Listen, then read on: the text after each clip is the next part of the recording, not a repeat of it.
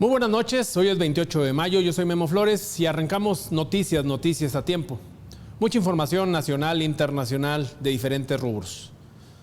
8 elementos de las Fuerzas Especiales del Ejército Mexicano fallecieron en la zona limítrofe entre los estados de Michoacán y Jalisco. ¿Cuándo? Cuando el vehículo blindado en el que se transportaban, en el que patrullaban, pisó una mina terrestre al típico estilo de una guerra. En el informe inicial se habla de 2 oficiales y 4 tropas caídas cuando patrullaban la zona. Sin embargo, por la tarde la Secretaría de la Defensa Nacional actualizó la suma a 8 oficiales fallecidos. La magnitud de la explosión destruyó por completo el vehículo militar. 2 agentes de las Fuerzas Especiales de Reacción e Intervención y 6 del Grupo de Respuesta en Emergencias del Ejército fallecieron casi de forma inmediata. La zona donde se sufrió el atentado está en disputa entre los cárteles del Jalisco, Nueva Generación, y los llamados Cárteles Unidos que se están disputando la zona. Este acontecimiento representa el mayor número de bajas para el ejército mexicano desde que se tiene seguimiento a las operaciones de los grupos criminales en los estados de Michoacán y Jalisco, donde los grupos criminales reclutaron exmilitares colombianos para realizar la siembra de explosivos artesanales, de estas minas artesanales. La Fiscalía de Jalisco quedó a cargo de las investigaciones. Paralelamente, el ejército mexicano activó un operativo especial para localizar más artefactos explosivos que pudieran afectar a más militares. En más información del estado de Chihuahua, autoridades federales detectaron una presa, al estilo de la presa de un exgobernador de Sonora que también tenía una presa en su rancho. También detectaron 5 represas en un rancho, un exgobernador Burs de Sonora. También detectaron 5 represas en el rancho propiedad del exgobernador de Chihuahua, César Duarte. La información fue confirmada en la conferencia matutina en Palacio Nacional por el titular de la Comisión Nacional del Agua, Efraín Morales López, quien afirmó que el exmandatario acapara el agua de forma ilegal. Lo que ustedes pueden ver en esta fotografía es una propiedad del exgobernador César Duarte del estado de Chihuahua, que durante su gestión lo que realizó fue el apoderamiento de manera ilegal, construyó presas y represas al interior de un rancho de su propiedad, por cierto, de cientos de hectáreas, en donde acaparó el agua. ¿De cuánta agua estamos hablando? Estamos hablando de alrededor de 700,000 metros cúbicos que se utilizan para beneficio personal. Fue Guillermo Padres quien construyó una presa en Sonora, no Burs, como yo lo mencioné. Fue una presa y que almacenaba 4 millones de metros cúbicos. Eso fue en el 2014. César Duarte, el exgobernador que construyó ilegalmente estas presas y estas represas en su rancho de inmensas dimensiones, él actualmente sigue diferentes causas penales y está vinculado a procesos y estuvo preso por diferentes delitos relacionados con realización de operaciones con recursos de procedencia ilícita, y hay 18 causas penales en contra de él. Así este angelito. Pero bueno, el funcionario de Conagua explicó que este lunes se notificó formalmente el inicio de un procedimiento administrativo por el uso ilegal de esta agua. Sin embargo, los hermanos del exgobernador solicitaron un amparo y, como si fueran tortillas, ya se los dieron. La jueza concedió la suspensión. ¿Quién fue? Maday Soto, la misma que meses atrás frenó la distribución de los libros de texto en Chihuahua. La Comisión Nacional del Agua insiste en que seguirá adelante. Argumenta que está garantizado el derecho humano al agua y que se está combatiendo las ilegalidades en su manejo. Por su parte, la presidenta Claudia Sheinbaum anunció que presentará una denuncia penal ante la Fiscalía General de la República por el uso ilegal del agua del exgobernador. Y no será solo contra el exgobernador. Dijo que se investigará a todos los involucrados. Entonces ahora pues se va a presentar denuncia penal a la Fiscalía General de la República, primero por el uso ilegal del agua y segundo pues todos los que estén vinculados con este proceso, porque el agua es un recurso nacional y hay mecanismos para concesiones de agua. Lo que no se puede permitir es que en un lugar donde hay escasez de agua, pues haya una apropiación privada del agua sin permiso y además, pues en este contubernio de autoridades.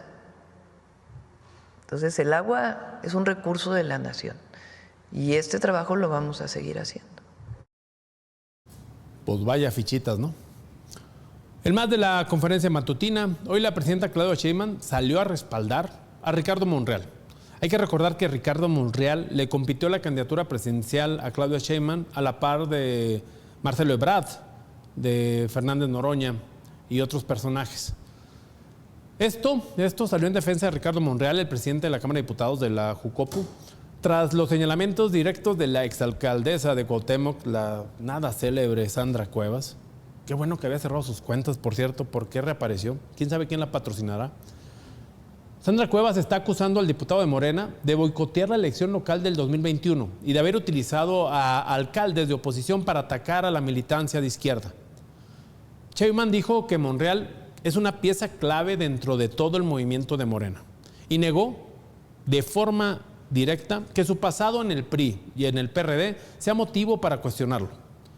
Para reforzar este apoyo a Ricardo Monreal, la presidenta leyó un fragmento del libro Gracias, del Tata Andrés Manuel López Obrador.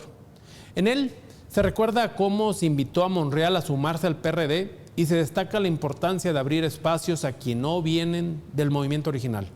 Claudia Sheinbaum advirtió que la democracia no se construye con una visión cerrada.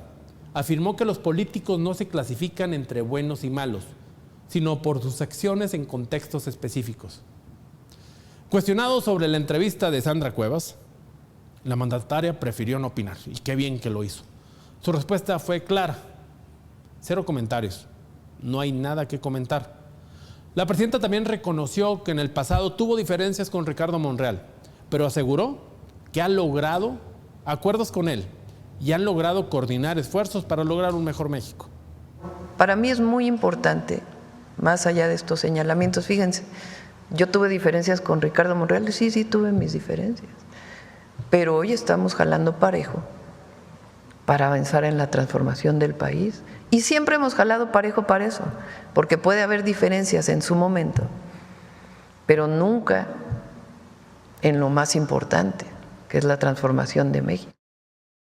Y vamos ahora con una información que había generado bastantes problemas en la economía mexicana relacionada particularmente con el ganado y el sector agrícola.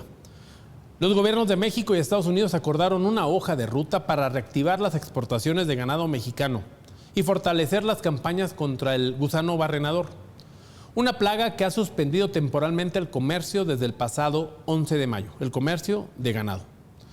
En una videoconferencia, el secretario de Agricultura y Desarrollo Rural de México, Julio Verdegué, y la secretaria del Departamento de Agricultura de Estados Unidos, Brooke Rollins, discutieron las acciones necesarias para levantar las restricciones y garantizar la sanidad del ganado. Según un comunicado de la SADAR, Rollins expresó satisfacción con las medidas implementadas por México hasta ahora, aunque solicitó más tiempo para completar la evaluación técnica. Por su parte, el secretario de Agricultura mexicano, Verdegué, invitó a especialistas de Estados Unidos a verificar el campo mexicano y los resultados de esta campaña. De acuerdo con datos presentados o con los datos presentados por México, los nuevos casos semanales de gusano barrenador en el ganado alcanzaron su punto máximo a mediados de abril pasado. Desde entonces han disminuido en un 51.8%, lo que refleja un impacto positivo de las medidas de control aplicadas. En el marco de esta reunión, el acuerdo contempla 2 acciones concretas. La primera, la aprobación de asistencia técnica y financiera por parte del gobierno estadounidense para establecer una nueva planta de producción de las moscas estériles en Chiapas, una propuesta que ya había impulsado México desde inicios de la emergencia en noviembre del 2024. Por otra parte, ambos países acordaron implementar una estrategia de regionalización sanitaria con énfasis en el norte de México para mantener ciertas zonas libres de gusano barrenador. Las acciones incluirán un reforzamiento en los controles de movilización, inspección, vigilancia, tratamiento del gusano y particularmente el ganado que es atacado por el gusano barrenador. El acuerdo busca restablecer plenamente las exportaciones de ganado mexicano hacia los Estados Unidos, un mercado estratégico para los productores nacionales de ganado. Y vámonos ahora hasta la Ciudad de México, con este problema que se tienen ante las manifestaciones de la Coordinadora Nacional de Trabajadores de la Educación. Ya tienen 13 días en huelgas indefinidas y protestas constantes. Pero bueno, la Comisión Nacional Única de Negociaciones de la Coordinadora Nacional de Trabajadores de la Educación reanudó este miércoles las mesas de diálogo con las autoridades federales, en medio de bloqueos en la Ciudad de México que han colapsado las vialidades y también el sistema de transporte. Anoche, tras una sesión de 2 horas de la Asamblea Nacional Representativa, se determinó que los maestros asistirán a las negociaciones planteadas por la Secretaría de Gobernación. La reunión se llevó a cabo en el complejo de Bucareli de la Secretaría de Gobernación, donde estuvieron presentes los secretarios de Gobernación, Rosicela Rodríguez, y el de Educación, Mario Delgado. Además, estuvieron representantes de la Secretaría de Hacienda y Crédito Público. Mientras estaba esta reunión, afuera, los bloqueos continuaron. Contingentes de maestros bloquearon el tránsito de puntos claves como el de Circuito Interior, a la altura de Paseo de la Reforma e Insurgentes.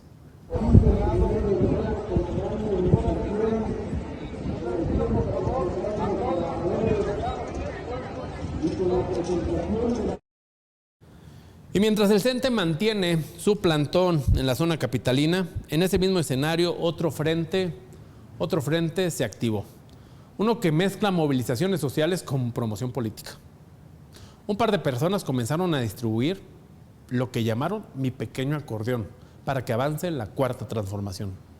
Un documento con fotos, nombres de los aspirantes a ministros y ministras de la Suprema Corte de Justicia de la Nación: Lenia Batres, Yasmín Esquivel, Loreta Ortiz, Estela Rodríguez, Federico Anaya, Mario Gutiérrez, César Mario Gutiérrez Priego, Natalia Telles, Isaac de la Paz, entre otros. Todos identificados, según ellos, afines al proyecto de la Cuarta Transformación. El material, según relataron quienes lo repartieron, está dirigido especialmente a adultos mayores, con el argumento de que no saben votar en línea, ni cómo identificar a los candidatos en la boleta judicial. Frente al edificio de la Suprema Corte también hay 4 lonas gigantes con los mismos acordeones. Los nombres se repiten, los mismos rostros, las mismas frases, y hablando de acordeones, a la que se le fue la mano fue a la científica, a mi científica. A la presidenta Claudia Sheinbaum hizo un llamado expreso para la utilización de pero bueno, no lo dijo, casi lo dijo, se arrepintió, porque es científica, acuérdense que es científica, y sí dijo que no deberían de llevar pero deberían de llevar apoyo.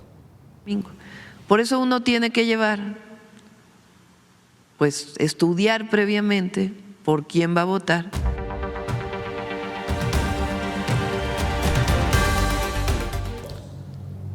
Me conecto inmediatamente a la Ciudad de México con Antonio Nieto, autor de los libros Cártel Chilango, coautor de Narcos, Ciudad de México, y para mí un referente del periodismo de investigación, en particular del área de la seguridad, y que ha sacado a la luz muchos de los temas ocultos del crimen organizado y de los grandes cárteles que operan en la Ciudad de México. Antonio, muchas gracias por conectarte, amigo.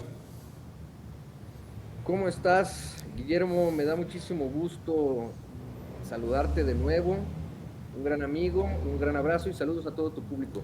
Hace 8 años nos conocíamos allá en Colombia, con la Universidad Columbia de Nueva York y la Fundación Gabo.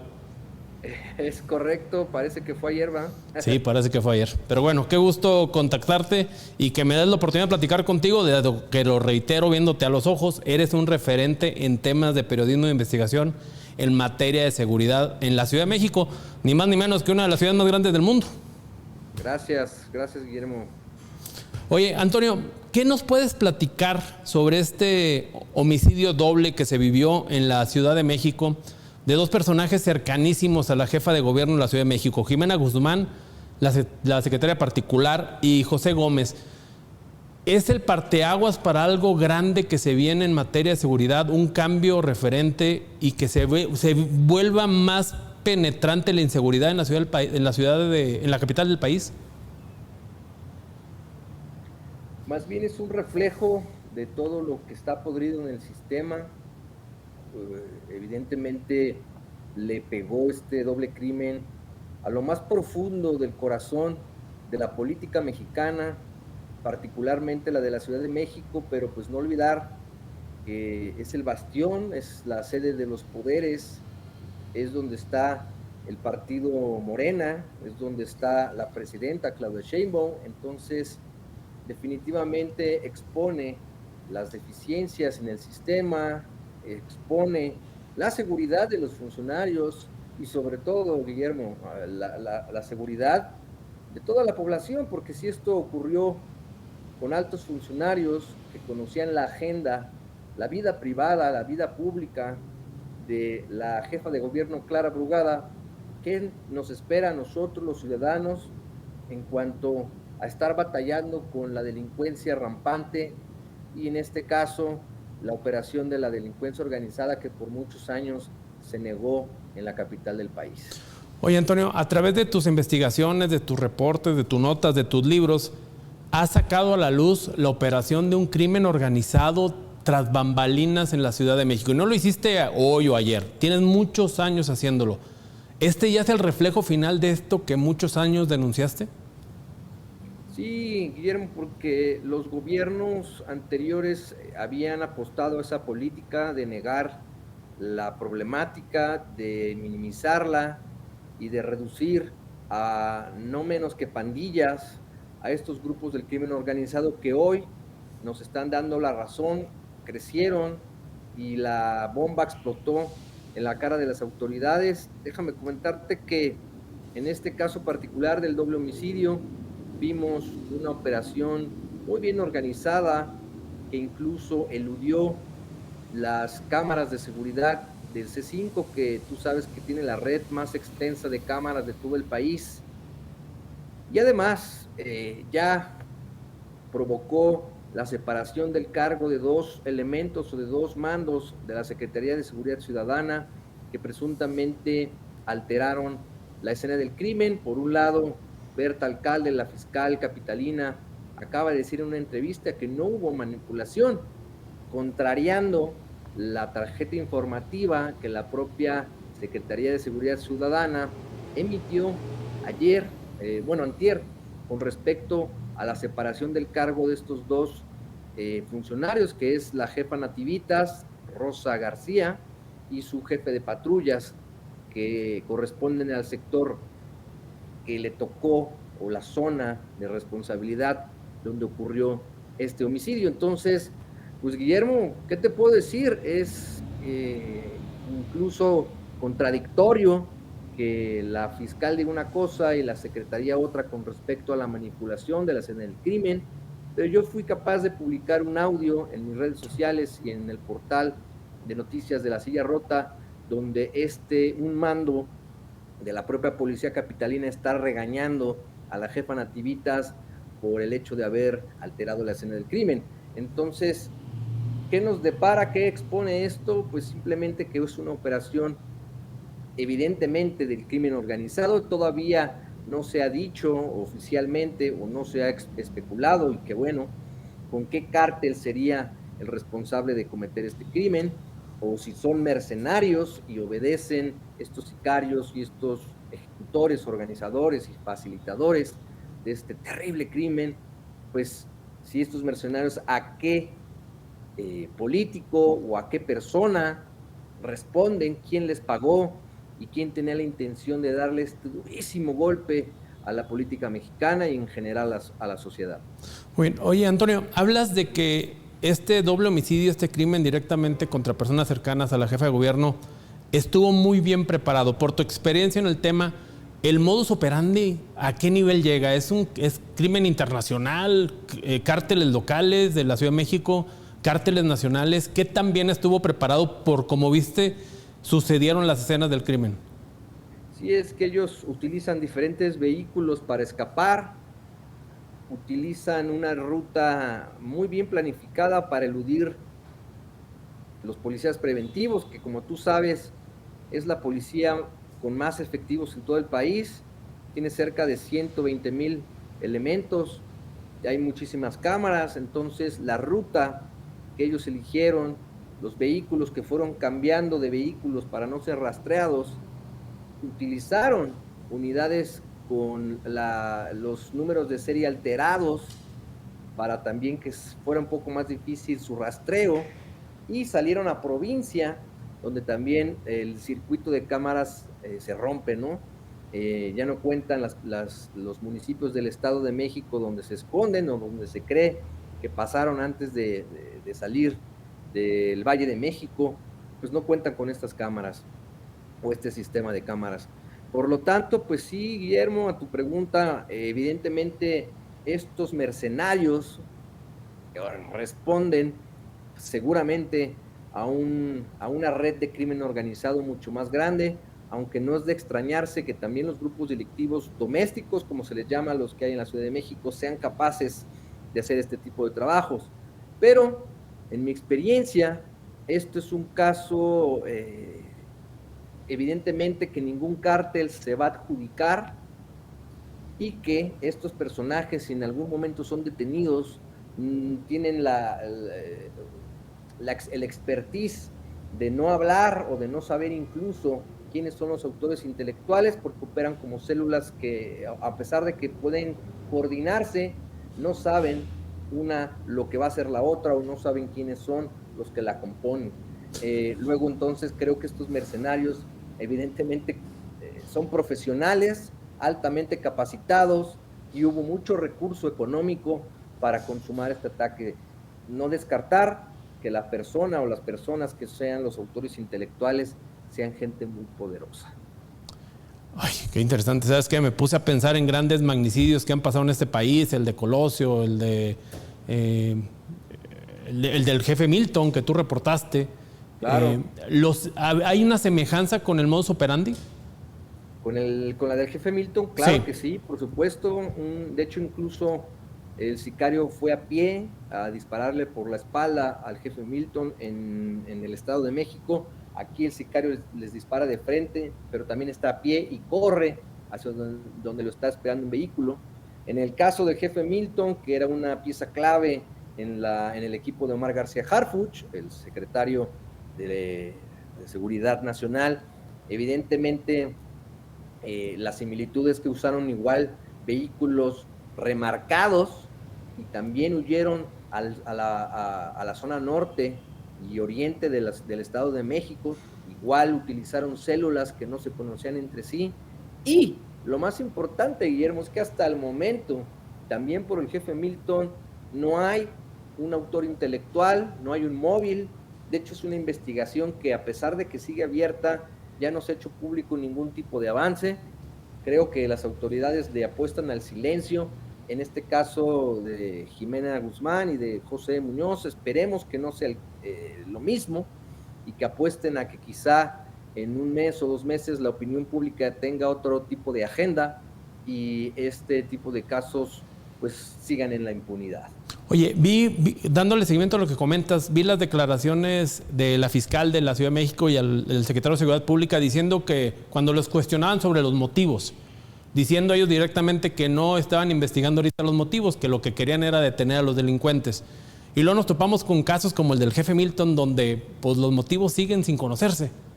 ¿Crees que en este caso particular de Jimena y José Guzmán, la secretaria particular de la jefa de gobierno, el jefe de asesores de la jefa de gobierno, hay motivos? ¿Cuáles fueron realmente los motivos para matar a unas personas? ¿Qué nivel de operación pueden tener en temas de seguridad? Por supuesto que aquí es más bien un mensaje, se interpreta como un mensaje.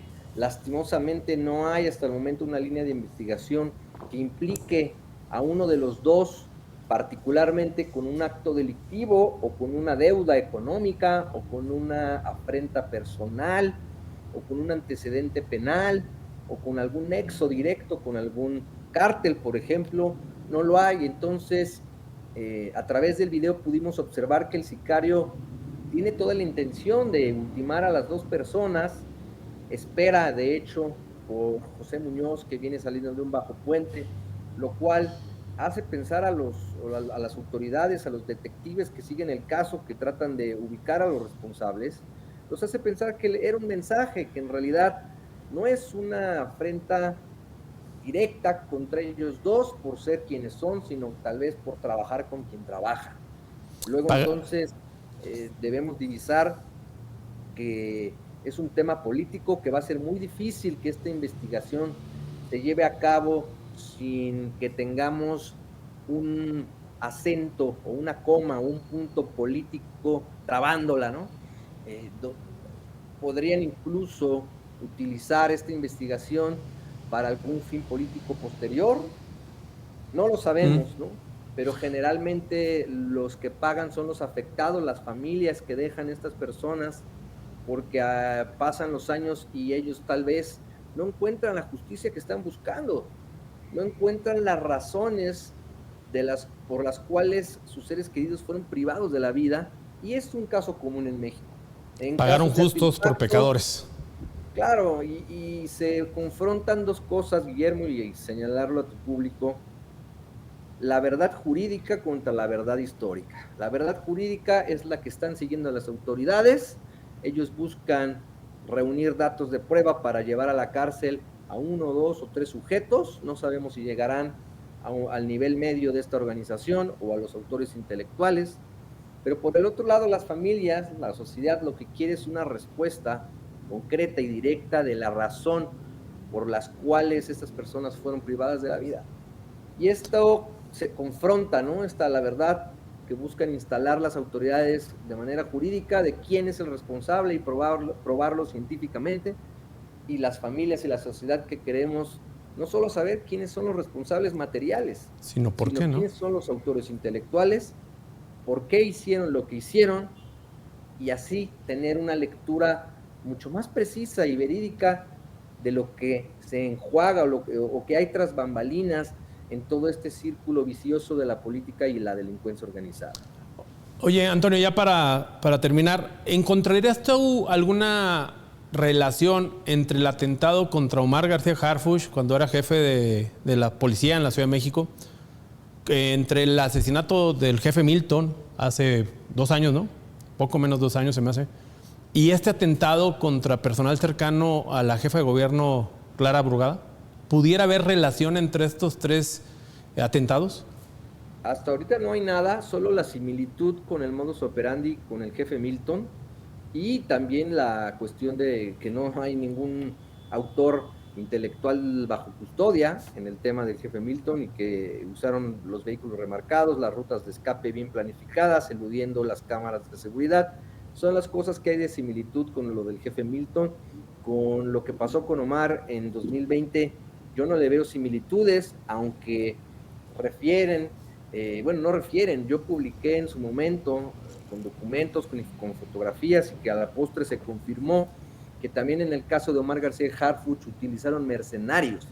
Es decir, el cártel Jalisco Nueva Generación no trasladó a sus sicarios o no activó sus células en la Ciudad de México para organizarse y atentar contra el jefe Omar García Harfuch, sino que subcontrataron a otra célula delictiva que facilitó las bodegas donde guardaron las armas, facilitó las armas y facilitó a los sicarios, que fueron vestidos como albañiles o como trabajadores y llevados hasta el lugar de los hechos en una pick-up,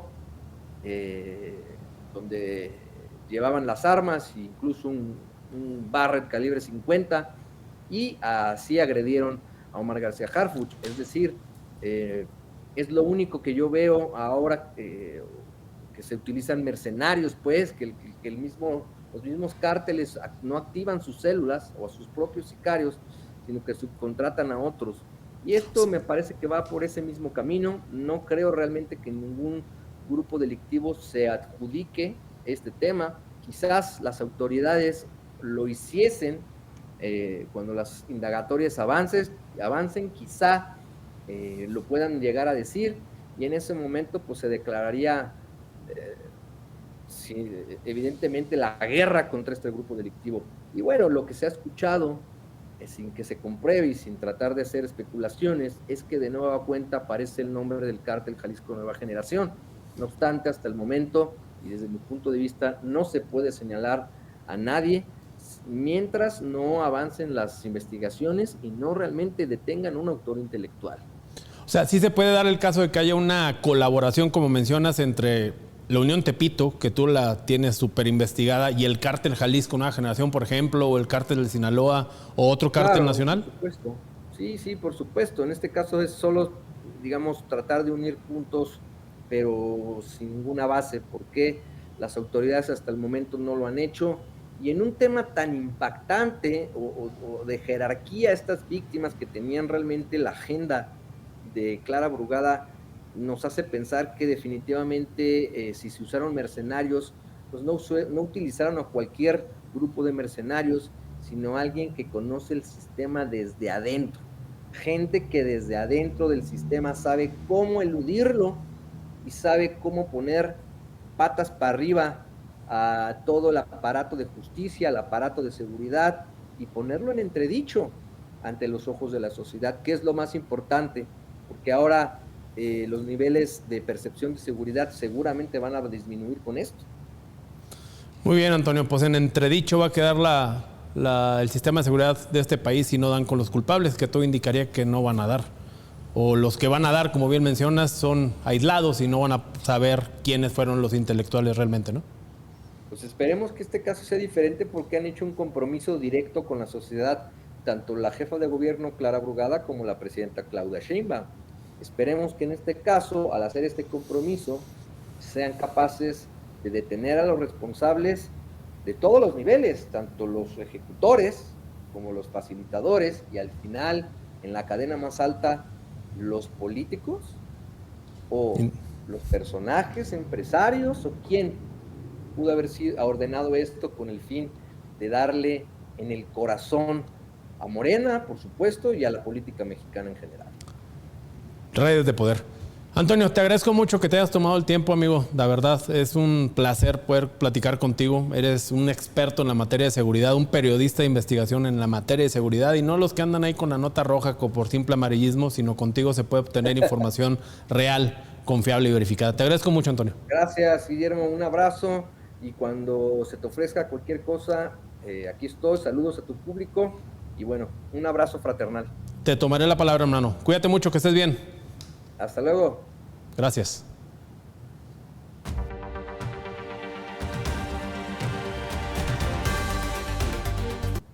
Y regresamos con más información, ahora en materia económica. Buena información, después de tantas semanas donde hemos hablado de las perspectivas negativas de crecimiento, la mala situación de las remesas enviadas por mexicanos del extranjero que están siendo ahora impuestas con un nuevo impuesto del 5% que pasará del 3.5%. Pero bueno, vamos con buena información, que no la sentimos nosotros directamente, pero es buena información. Las reservas internacionales del Banco de México registraron un incremento de 962 millones de dólares, alcanzando un nuevo máximo histórico de 239.885 millones de dólares, según el estado de cuenta semanal del Banco Central. Este nivel supera el récord previo de 238.923 millones de dólares observado el 16 de mayo. Y este saldo refleja un crecimiento acumulado de 10.895 millones de dólares, en lo que va del año. Es decir, el tema de las reservas internacionales le están dando bastante fortaleza a la economía mexicana.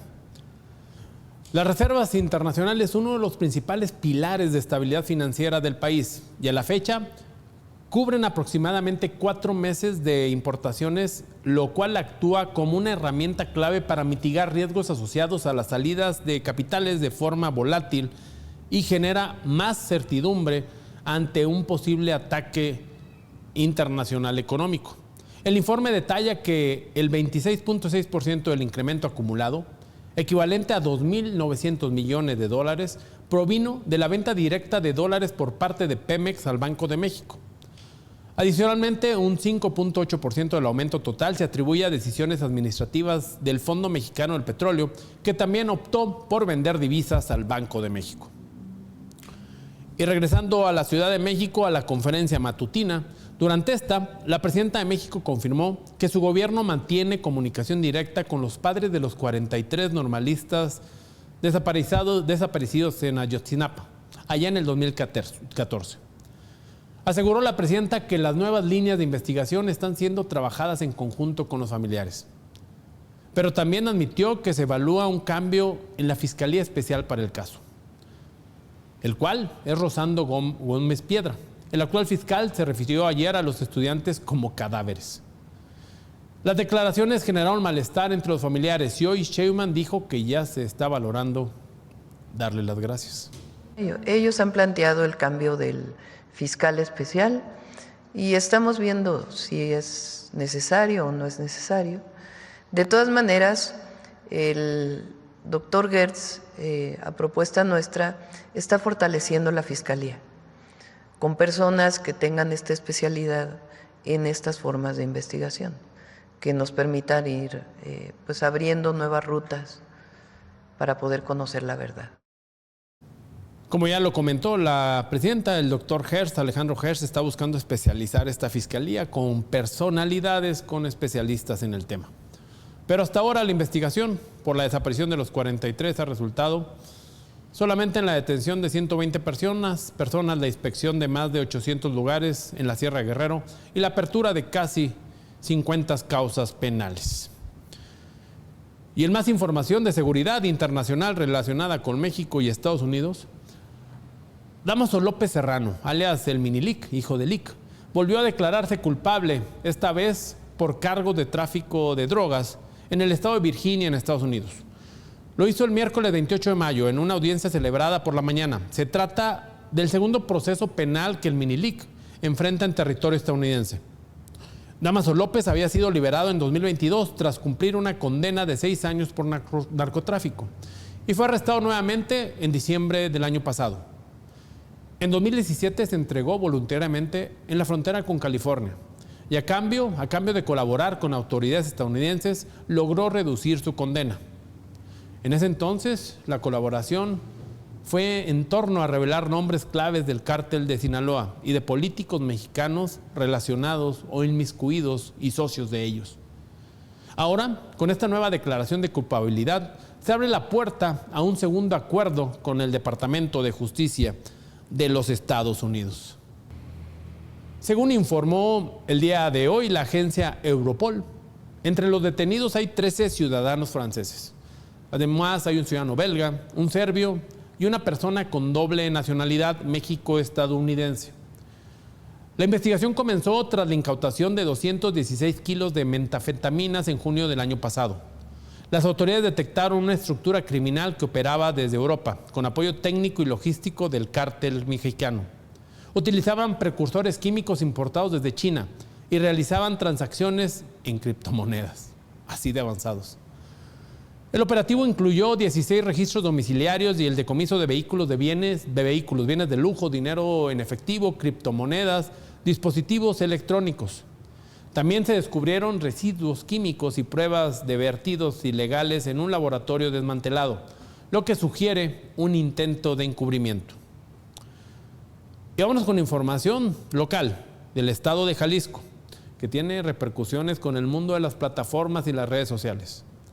Alex Marín fue detenido. Este creador de contenido no apto para menores fue acusado de delitos relacionados con la trata de personas y la explotación de índole, no puedo decir la palabra. El arresto de Marín se llevó a cabo tras la ejecución de una orden de aprehensión en su contra, derivada de investigaciones que lo vinculan con la explotación sexual de menores de 16 años. Según las autoridades, el detenido habría establecido una relación con la joven para involucrarla, una joven de 16 años, para involucrarla en actividades de índole de sexo y la difusión de material de estas plataformas en contenido para adultos. El caso salió a la luz cuando los familiares de las víctimas descubrieron la situación y presentaron una denuncia formal ante las autoridades. Gracias a la intervención de los familiares, se inició la investigación que culminó con la detención de Marín en el municipio de Puerto Vallarta. El detenido será presentado ante las autoridades jurisdiccionales correspondientes, que determinarán su situación legal en las próximas horas. La Fiscalía del Estado aseguró que continuará con la investigación para esclarecer todos los aspectos relacionados con el caso y garantizar la justicia a todas las víctimas. Y cerramos el programa con dos noticias, una internacional y otra internacional con dos políticos corruptos, relacionada con dos políticos corruptos mexicanos. Antes eran del PAN, ahora de Morena. Pero bueno, vámonos con Elon Musk, el exfuncionario del gobierno de Donald Trump, que ya no.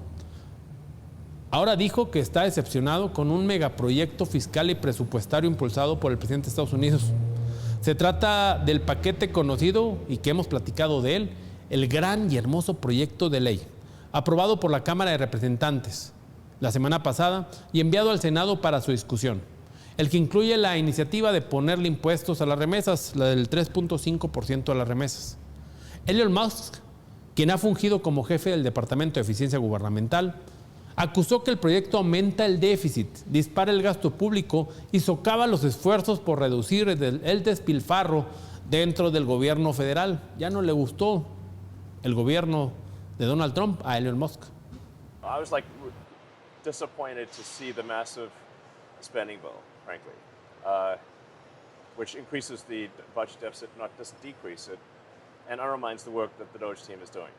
I actually thought that when this big, beautiful bill came along. I mean, everything he's done on DOGE gets wiped out in the first year. I think a bill can be big or it can be beautiful, but I don't know if it can be both. My personal opinion. Sabía yo que se iba a decepcionar Elon Musk con Donald Trump. Y bueno, vámonos con... Aquí hablamos de muchos bribones en este programa. De César Duarte, hablamos de Donald Trump, hablamos de varios políticos, pero bueno, vamos a hablar de otras dos estrellitas corruptos. Miguel Ángel Yunes Márquez, senador de la República, y su padre, el exgobernador de Veracruz, Miguel Ángel Yunes Linares. A este personaje se le debe la aprobación de la reforma energética, de la reforma al Poder Judicial, perdón. Ellos fueron captados, como lo vemos en este video, en Madrid, comprando en esta tienda de lujo, en una de las zonas más exclusivas de la capital española.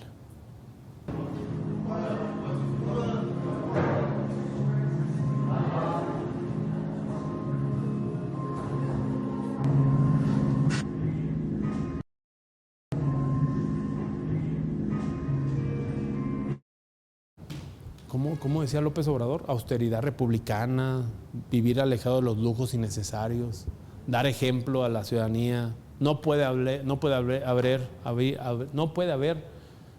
políticos ricos y pueblo pobre. Pues yo creo que a los Yunes, a los nuevos morenistas, por cierto, no los aprobaron, no los aceptaron, no les quedó claro. Pero bueno, nos despedimos. Esto fue todo por el día de hoy. Mucha información de índole nacional, local, internacional, de diferentes áreas, diferentes sectores.